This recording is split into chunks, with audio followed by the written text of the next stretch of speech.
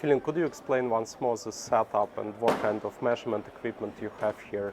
Because users potentially should have something similar. Of course.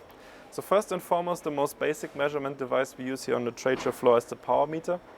From LaserPoint, the 30 watts power head. Why? We need to verify that the transmission of our module is high. Usually we aim for above 90% transmission. We use this power meter here to verify that this is the case.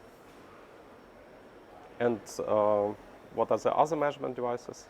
The second measurement device that we are frequently using, not only in the laboratory but also here at the trade show, is a spectrometer to verify that the spectral broadening is as expected. In this case, we're using a Q Mini from Broadcom, coupled with a fiber and an integrating sphere.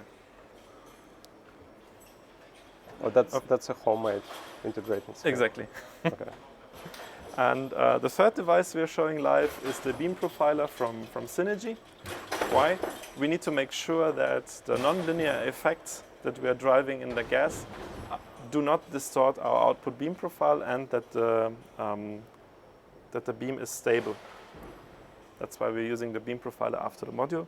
And last but not least, the autocorrelator from APE to verify that the compression actually works and we're not just generating a lot of bandwidth. Thank you.